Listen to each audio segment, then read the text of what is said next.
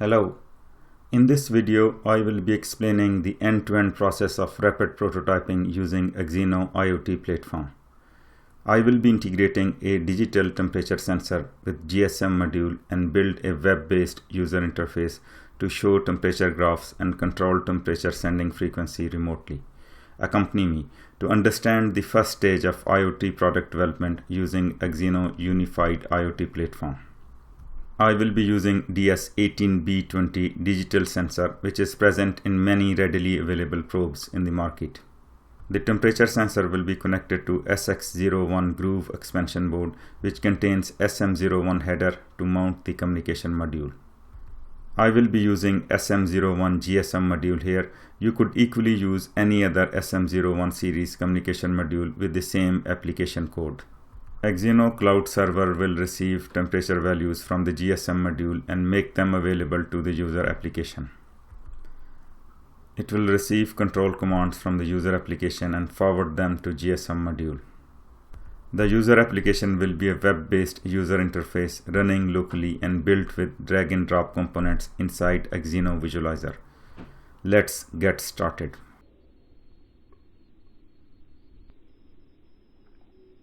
Insert the SIM card inside the GSM module. Ensure that it has enough data credit and there is no password. Mount communication module on the expansion board.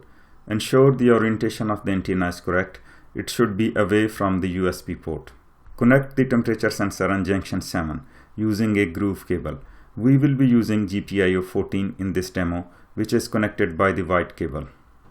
Connect expansion board with your PC using the USB cable.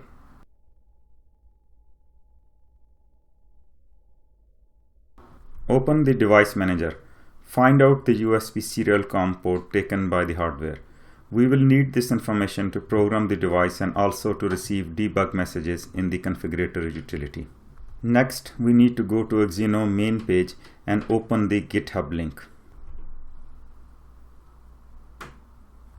Download the temperature demo project and Axino Visualizer web application and extract them both at a suitable location. Also download and install the configurator utility if you haven't done it already. I have made a folder and made a shortcut on my home page to easily access the files. Start MPLab and open temperature monitor project that you have just downloaded. Right click and see the project properties to ensure you have no unresolved packs. Also, the device type and compiler version are correct. Have a look at H and C files. There are additional onewire.h and C and DS18B20.h and C files if you compare with SM01 example application mentioned in the quick start guide. Let me explain how sensor driver works. As you can see that one-wire module implements the basic functions of one-wire protocol. DS18B20 module then uses one-wire functions to implement the sensor-specific functions used in the main.c file.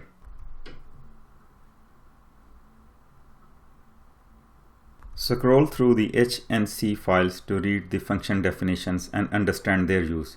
Note that GPIO 14 is configured as input in onewire.h. There is a function implemented to initialize the one-wire bus. We will be using readTempC function defined in DS18B20.h in the main function to read centigrade temperature values. The main.c contains a main function to send uplink messages. There is a callback function to receive the downlink messages. The callback function parameters contain device ID, topic ID, message body, and length. Let me explain the message flow. In the design, it is assumed that the device will send temperature values on topic 1 as a JSON object to the cloud, and it will receive a temperature reading interval on topic 2. The interval value controls the reading frequency of the temperature sensor. It can be set by the user anywhere from 30 seconds to 1 hour. When the interval is successfully set, a debug message is printed on the configurator utility. The initial value of the update interval is set to 120 seconds. since SM01 device must initiate the communication with the cloud server at startup. There is an update ready flag implemented to read the temperature sensor. The main function at the start does the hardware initialization. It then enters a while continuous loop. The update ready flag is enabled when the time lapse becomes more than the set update interval. A built-in SM01 update function is used to calculate the time difference since the last update. It enables reading temperature sensor and publish data to the cloud.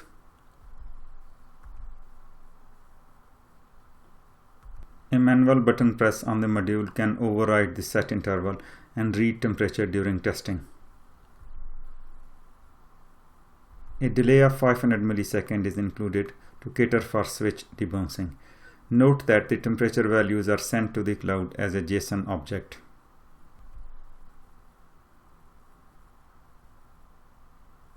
We need to program the device next. Set the port number in the make file and choose GSM configuration from the pop-down menu. Building the project will also program the SM01 device. Select GSM from the pop-down menu. Click on Clean and Build Project icon. Ensure that the USB COM port is free. You can also program SM01 device from the configurator utility and also connecting PickKit programmer on ICSP header pins. Next, you need to log into Axino console platform. Register if you do not have an account. If there is no project associated with your account, you will be prompted to create a project. Give the project a name and you will be given two very important parameters. I am calling the project here as temperature demo. Once created, the project will be listed in the projects page. You can create multiple projects in an account.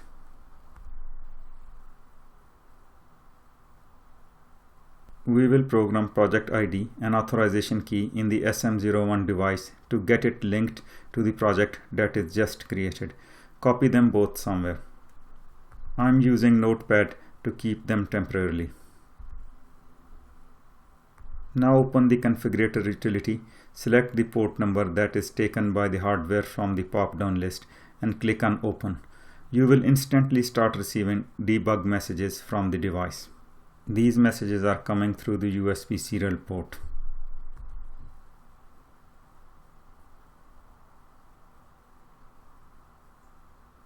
Read the device parameters. Copy the project ID and authorization key from Notepad so the device can be linked to the project that is previously created.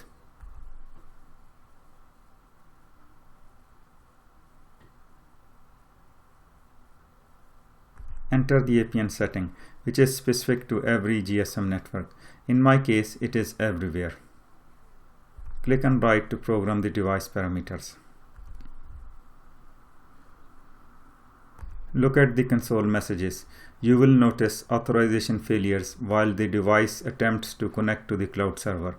This is because the device has to be activated from the cloud platform to establish a successful connection. To do that, go to Axino Cloud Portal.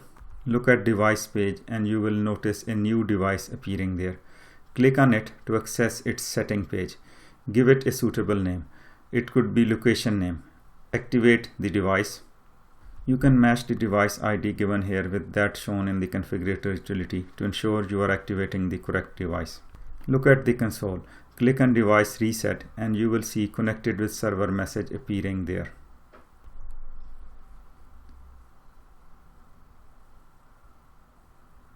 You can also verify its connection by seeing its online status on devices page in the Axino portal.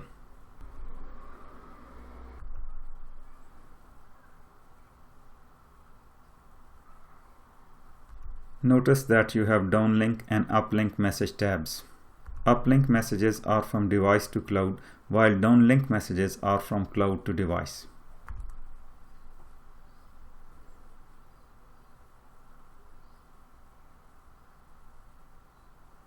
Click on uplink messages.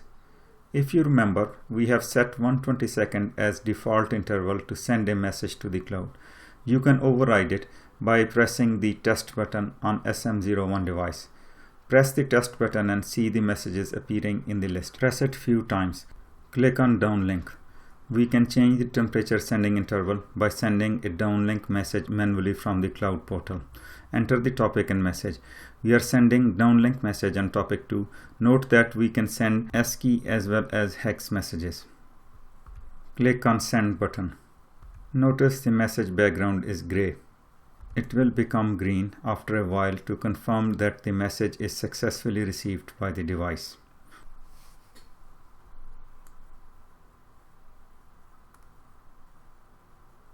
You can also confirm receiving the message at the device end by looking in the configurator messages. Note that we have just set the temperature sending interval to 30 seconds. We can verify the timing of messages by looking at the uplink message list. Next, we need to create a token that will allow authorized exchange of data with Axino Visualizer. Click on create a new token. Note that this token is shown only once. If you want to use it in another application such as Postman, save it somewhere. You can always generate a new token when needed and delete old ones at any time to stop giving data access to third-party applications.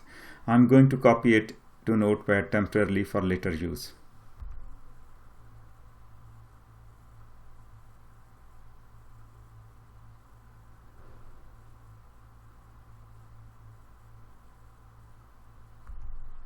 Go to the folder where you have unzipped the sample web app code of Axino Visualizer. Click on Index to open it.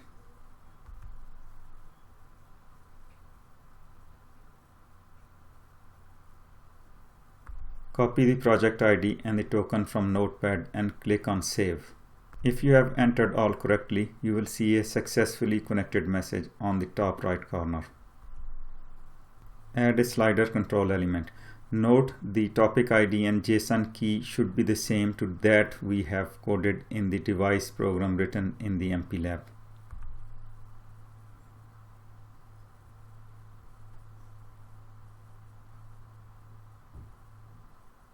Click on View to check if the slider is able to send interval values to the device. Notice the slider bar changes to yellow when its position is changed. After a while, it turns back to gray when message is successfully delivered. You can also verify it from the configurator utility. Also note that the device is listed on the left and its status is green. Try changing the value of slider few times to verify downlink messages are received correctly.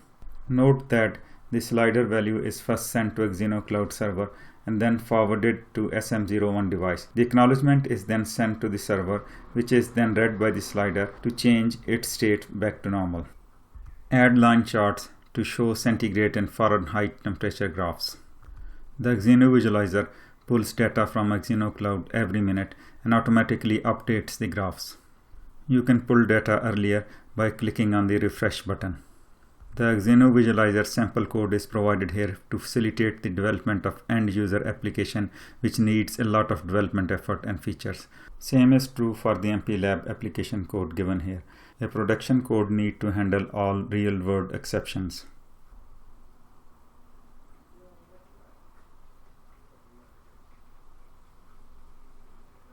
Next, add centigrade and Fahrenheit gauges.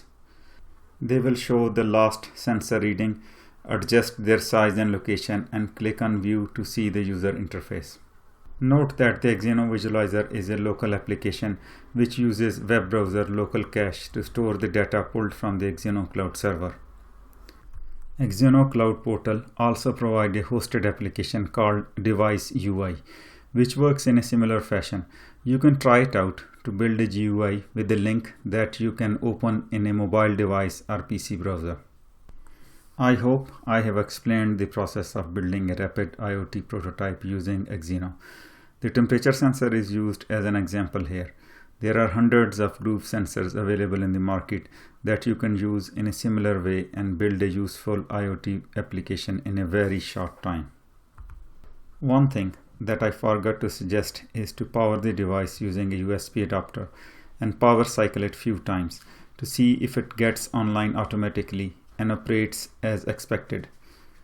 Also try heating the temperature sensor with a hair dryer and see how the graphs goes up and down between readings. Lastly, I like to thank you for watching, and if you have any questions, please do not hesitate to contact Axino support team.